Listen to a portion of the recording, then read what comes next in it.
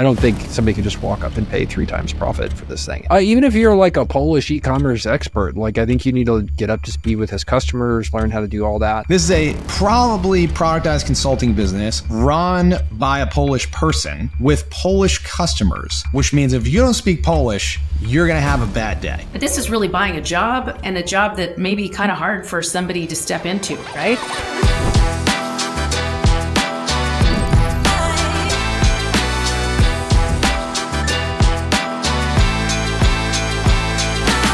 Hey, Michael here, Acquisitions Anonymous, the internet's #1 podcast about buying, selling, and investing in small businesses. Today's episode was an Acquire.com deal that we found very interesting. And it was one of those precise moments where you can go dig into a listing and really understand what's going on without asking a bunch of questions, just by reading between the lines. So this is one of the coolest deals we've done in a while, just because we really figured out what it was relatively quickly and learned a lot about it and talked about through some of the issues of looking at a deal like this, especially when Poland is involved, like the country of Poland. So stick around for this episode. I had a ton of fun, and here you go. Hey everybody, it's Mil with Acquisitions Anonymous. We have an exciting new sponsor that I want to talk to you about today. This is a universal problem. It's a universal thing that every business owner deals with, and that's HR and compliance. And so are you looking to grow your team worldwide? Plane's modern payroll and HR platform lets you hire, onboard, and pay employees and contractors worldwide. You can get your payroll, benefits, and compliance needs taken care of with Plane's all-in-one payroll and HR solution for US and global teams. You can hire and pay contractors in over 240 countries in the currency of their choice with a contractor-friendly exchange rate. You can hire international employees in days without setting up local entities, which is a huge plus. Run payroll for your US employees using Plane's comprehensive multi-state W-2 payroll platform. And they also save hours of work every month with automated payments for your whole team. They take care of your compliance needs, providing localized contracts and automated tax compliance wherever you're hiring. Learn how Plane can take care of your global payroll needs and benefits and compliance by visiting plane.com/AA podcast. That's PLANE.com/AA podcast. You can find them on Twitter at useplane. Thanks so much.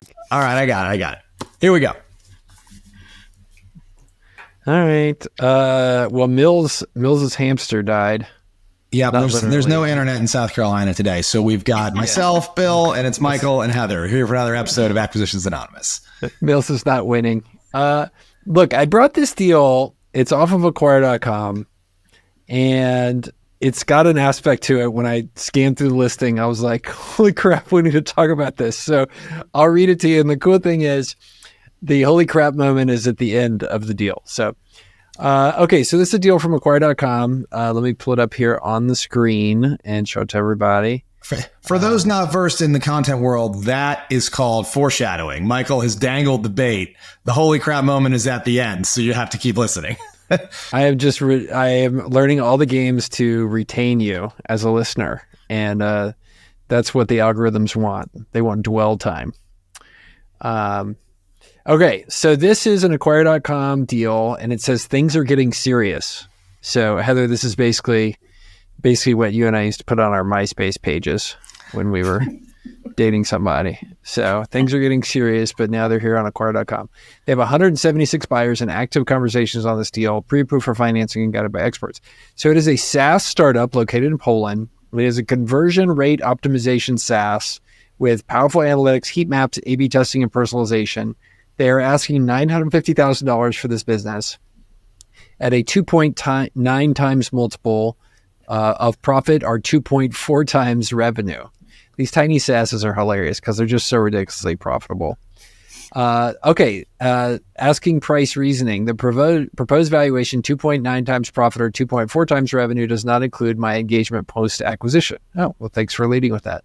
I'm open to structuring the deal to include some form of an earnout as long as the goals are reasonable and tied to metrics that I can personally influence, for example, existing customer retention.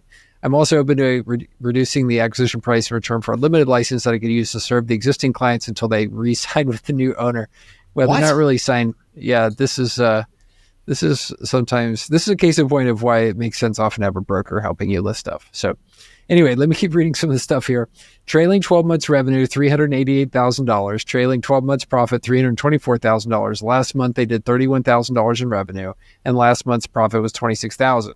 It is a B2B SaaS venture specializing in conversion rate optimization tools tailored for e-commerce websites. Over the trailing 12 months, this dynamic enterprise achieved exceptional results, leading to the numbers I just talked about, plus 70% year-over-year growth.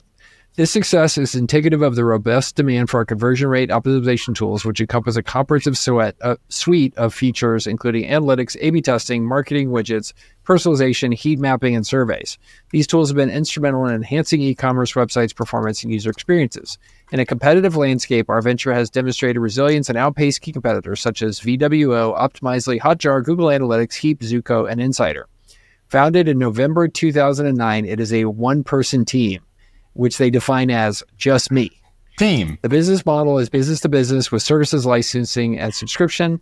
They operate on a non-exclusive software license model complemented by paid support packages. The license fees contribute approximately 74% of the trailing 12 months revenue, having increased from 67% in January to 78% in December.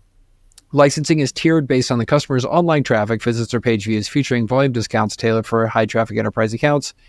90% of the revenue is derived from enterprise contracts, and they have affordable self-service plans starting at €99 per month, payable by card. Key highlights, they have a diverse clientele with 13 clients paying fees ranging from $450 to $12,000 per month. Okay, Whoa. just so I understand, they have 13 customers. The customers first, that sound was Bill's heart dropping out of his throat. Well, this is just not what I was expecting. I was expecting a whole bunch of people at $39.95 a month, and they've got 13 customers, and they're doing $1 million in sales, right? Yeah. Or they're doing $500,000 in sales. 390,000 in sales. Over crazy. So the average client is paying them like $20,000 a year. Correct. Okay. As of December 2023, the company serves 13 clients with a balanced split between Poland, 6 clients, and international markets, 7 clients from the US, UK, and New Zealand. Notably, revenue from outside of Poland accounts for less than 15% of the trailing 12 months revenue, underlying the company's strong domestic presence. Man, this keeps getting better. Okay. They list all these competitors and all these ways to grow the business. Key assets are customer, website, domain, code base, and IP. The reason for selling is lifestyle change and retirement. Having invested a successful effort in building this business, I recognize the necessity of a team to drive its growth, given my lone wolf approach. While the business serves as a comfortable lifestyle venture, generating consistent revenue with minimal stress, I'm mindful of the inherent risk associated with being a solitary operator. Cool. Customers 10 to 100, annual recurring revenue $390,000, growing 70%. So, and I think I saw one of the metrics that had me fascinated. But anyway, okay, what do you guys think about this business? Well, one thing you forgot or you didn't get to, which is all the way at the bottom, and the company previously raised $320,000 in a seed round, EU subsidies, and research grants. I, the founder, bought out the investors at 2 valuations, $500K and $800K, and now own 96% of the company. The remaining shares belong to a former CTO, and the company has no debt. So this guy has just disclosed his basis as well to you. He desperately needs a broker. So is this a consultancy? Is this like a tech-enabled consultancy? I mean, there's one guy and 13 clients. I would be really interested to understand, like, how much are they paying for software and how much are they paying for services and access to this guy? I just want to understand, what does this do? What does the software do? Oh, okay. I think Bill and I did we've been in tech before thing. So, okay. Yeah. So Bill, let me explain it and you can correct it if I'm wrong. So basically it is a SaaS system that if you have an e-commerce website, you would pay for the system. And a lot of the stuff that you want to do is run tests in your website to maximize conversions and what happens, right? So for example, you might want to put up 2 different headers or 2 different taglines and see which one works the best. Or you might want to try to change this color or that color. Or you might want to try to change what what happens with different stuff going on. And then based on that, you'll want to gather data of how people interact with your website. So you want to see things like a heat map, like what do they look at? Where do their eyes go? How long do they stay there? And so a system like this will be a whole set of kind of JavaScript-y and plugging in stuff that will allow you to both run those experiments and then gather data around them so that you can make changes to have your website convert better over time, right? And so this is a set of solutions plus a guy, it sounds like, to Bill's question, to do those kind of things. So Bill, did I get that? Yeah, exactly. What I'm interested though in is to what it's doing that justifies roughly $1,500 a month average price point versus all the tools they listed here as competitors that are substantially cheaper and or freemium. So yeah. I wonder if it's like, if I had to guess, this is customized for a specific enterprise e-com platform. Like, let's say it's conversion rate optimization for NetSuite Suite Commerce, or like one of these. This is not a Shopify app, is what I'm getting at. And if you are running on NetSuite Suite Commerce, $1,500 a month seems very cheap to you. So I would bet, and I bet it's got like, their anemic app store, like it's got an app in there and he's like figured out how to make it work. If I had to guess, that's what it is. And that's why it supports such a high price point. But then of course you got to wonder about TAM, and like, does this grow? Is this just a lifestyle business? I mean, I don't hate it. If that's my guess as to what it is. Yeah. 13 customers, and they've been around how long? How long did we say? Did it say? November 2009. 2009. Oh my goodness. And 13 customers. So this has got to be a side project. I mean, it had investment at one time, so they must have thought it was going to be bigger. But since 2009, we only have this much revenue and 13 customers, seems like it's a side project. Yeah. Well, here's a line to me that's pretty telling. He talked about in the asking price reasoning, I'm also open to reducing the acquisition price in return for a limited license that I could use to serve the existing clients until they re-sign with a new owner. My suspicion is this business was originally supposed to be some sort of automated SaaS, self-service SaaS. And over time, this guy managed to build a one-man consulting shop with a bunch of widgets that he plugs in and requires him to go in there and service the clients like it's a productized consultancy. And I would just be totally shocked if there's any IP here that's totally usable without, him in this case. Well, it also says that it's most of the 74% of the TTM revenue is high-end enterprise contracts. Sorry, 89% of revenue is derived from enterprise contracts, typically annual and paid by invoice in arrears, which I think what he's trying to get at, and I'm actually going to give the guy the benefit of the doubt on the limited license thing. I think he's basically assuming it's going to be an asset deal and that you, the buyer, are going to have to re-execute 13 contracts here, and that's going to take some time, and that the money will keep flowing into his entity. And what he's basically offering, I think, is a purchase price offset for any revenue that he collects in the time, but until they re-sign with you, which would just be like a true up purchase price adjustment. But I'm going to give this guy benefit of the doubt that he doesn't understand that concept, and that's just basically what he's floating here. That sounds about right. But this is really buying a job, and a job that may be kind of hard for somebody to step into, right? Am I getting that right? Maybe. I mean, you've also got a customer concentration problem. You got 15% of revenue in that one client that's paying $12,000 a month. And they're mostly in Poland. Oh yeah, that part. Yeah, I don't speak very good Polish. I don't know about you two, but this would be hard for me. But I like pierogies. That might help. Yes. My wife is from Pittsburgh, where there's a huge Polish population. So I do like Polish food, but my Polish is non-existent.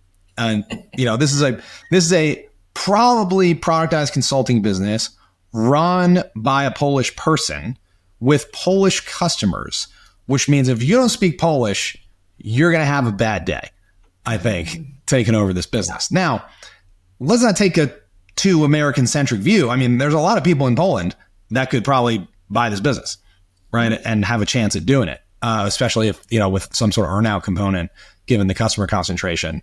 But I think this is a long putt for an American who doesn't speak Polish. I would agree.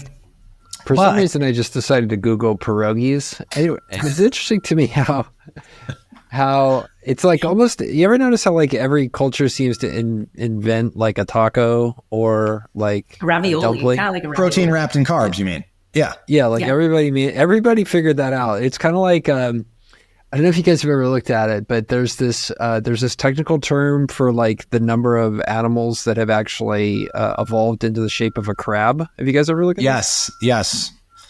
Yeah, Bill, tell Heather about this because you're like, yeah, I know about this currently. And I don't know about Heather's like, what? Yeah, it's like this principle, like this partially unexplained principle of evolution that, you know, many independent animal species without any cross-pollination have like evolved to this common point of crab shape.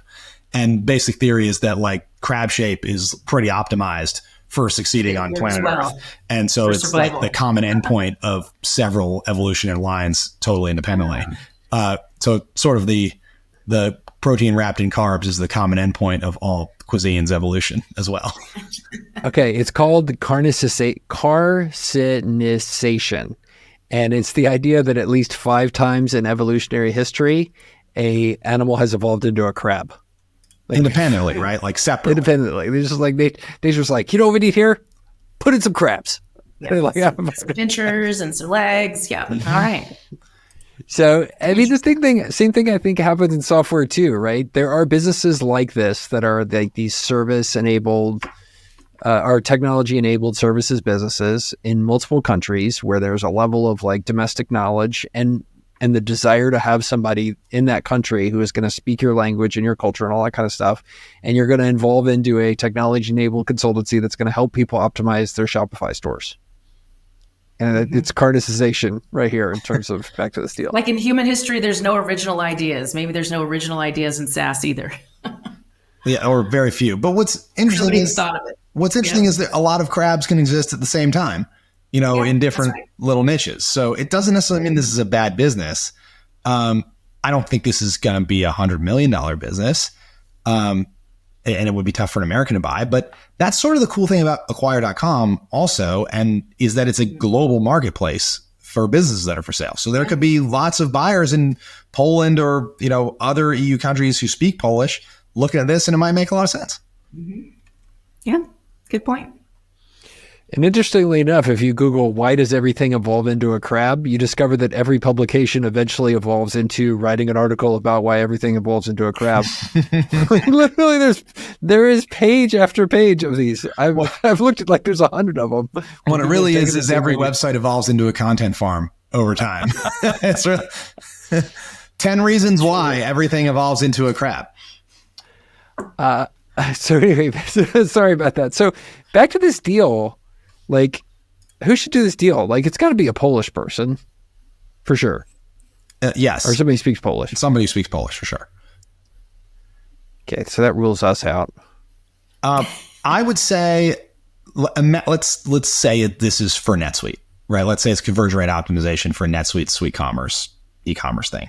If you own a different NetSuite plugin of some kind and are serving that market, this would be a great add-on if you do that and also speak Polish. Like we're really narrowing down the Venn diagram here. But if you had something that served the same market in a different way, if it was like an inventory optimization tool for NetSuite, and a lot of those customers also had websites and needed CRO, I could see it being a good fit. Interesting question. What do you think has a bigger GDP, Poland or Greece? Poland. Yeah. What do you think has a bigger GDP, Poland or Florida? Florida. Hold on, I have to look that up. Just make that up. No. Poland or San Antonio, Texas? Yeah. Oh, that would be a good one. Well, here's a good one. What do you think has a bigger GDP, Dallas or Poland? Do you know the answer? Oh, it's Dallas. Probably Dallas. Poland's GDP in 2022 was 688 billion.1. Dallas's GDP was 688 billion.9. Wow. So Dallas is basically Poland. That's what we've covered here. Dallas is Poland. So somebody from Dallas would be great to buy this business, is what you're saying. Yeah. Dallas is just so unbelievable as a machine. I mean, just a total economic machine. Oh. Now do LA. Oh, geez, way bigger. Well, LA's got the port too, which is just going to explode. You got the port. Yeah. Well, I guess it's not that crazy. LA, so it's LA Metro, which you have to think about the LA Metro. That's probably me too, like Orange County. Yeah, it includes Orange County, which, I mean, given it takes 2 hours to drive, up to Santa Monica. It's not that far, but it does take 2 hours. Not much work's getting done in Orange County anyway. How much GDP can they get? $1 trillion. We're just at the beach a lot. Yeah. $1 trillion in the LA Metro. LA. Yeah. Yeah. Yep. Yeah, pretty. That just goes to show you, the United States. We're picking out United States cities whose GDPs eclipse entire countries. It just shows you the scale that the United States operates on. Yeah. Yeah, it's just absolutely nuts. So where do you think, here's a fun question. In terms of GDP, where does LA rank nationally? It's got Metro. Second, two? third, fourth. I bet it's like 8 or 9. Really? It is the third. Oh. Ooh. Third largest. New York So I think it and Chicago. basically goes New York, Chicago, then LA. Chicago. Yeah. Okay. And then Houston. Is it just basically a population game? More or less. GDP. I'm assuming you had a list here. What? Michael's scrolling on some content farm past all these ads. Like, just give me the list. It's like recipe for pancakes. And it's like one morning, like I was sitting outside and I thought, a pancake would be really good. In 25 minutes, you get to the recipe. You couldn't get it. Yeah. Well, these numbers are a little different. This Wikipedia, which maybe I trust more than whatever content firm I was just looking at, it basically goes New York 2.1 trillion, LA 1.2 trillion. This is in 2022. So number 3 is Chicago. Number 4 is San Francisco Bay Area. Number 5 is Dallas. 6 is Washington, D.C. 7 is Houston. 8 is Boston. 9 is Atlanta. 10 is Philadelphia. And then you work your way down to the economic power center of the United States, San Antonio, Texas, which I think is number 36. Oh. Are we 27? I don't know, I guess. Depending on if more people buy ads in this podcast. Come on, San Antonio. San Antonio is number 34. Number 34. $163 billion. So less than 10% of LA. Or a little more than 10% of LA. All right. Let's pull us back out of the rabbit hole here. So Polish CRO optimization SaaS / agency, 13 customers. It does make $350,000 a year in profit. Yep. Assume you speak Polish. And if I would love to do like a broken Polish impression, but I don't even have that much Polish and I got nothing. But like, assume you speak Polish. Does this transact, or how would you structure it? Well, you don't have debt. You don't have an SBA loan here for sure, because it's no U.S. tax returns. You have to have some seller debt here, I would think. I mean, I think you need seller debt because of no bank debt, and also for risk sharing reasons. And an earnout, sort of some kind of earnout related to those contracts that have to transfer over, and just retaining that large customer, I think. Mm-hmm. What do you think, Michael? How'd you structure it? I think this is probably an entrepreneurship through apprenticeship type thing. My guess is the business is one where you have to go work in it in order to make it work as a tech-enabled service.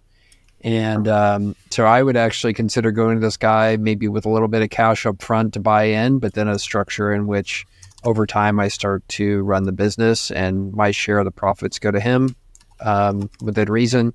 And then I buy him out over time. And it ends up being kind of that way. So I get trained on how to do it.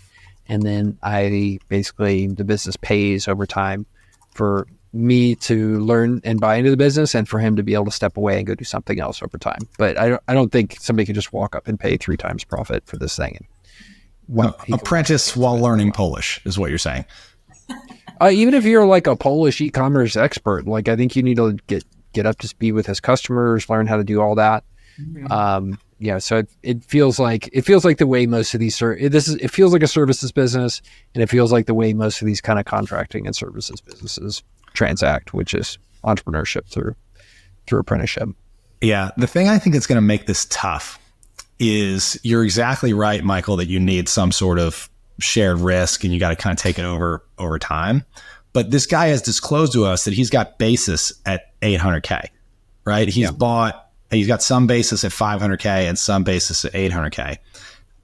So any kind of earnout or seller debt or anything is probably going to take him below 800K in cash at close.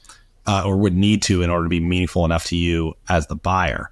So I think it's going to be hard to bridge the gap here of getting this guy to realize what seems like a loss with capital at risk to get back to even on part of the buyout.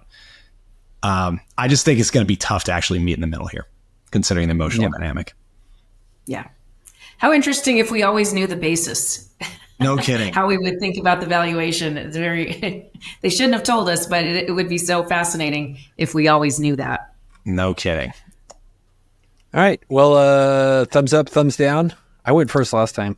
I gotta give it a thumbs down because I don't speak Polish. I don't like the customer concentration, and it scares me to have to build out a team because you also got to build out the team because, I mentioned, by the way, you also have to be able to code because it's a one-man guy. So you got to speak Polish.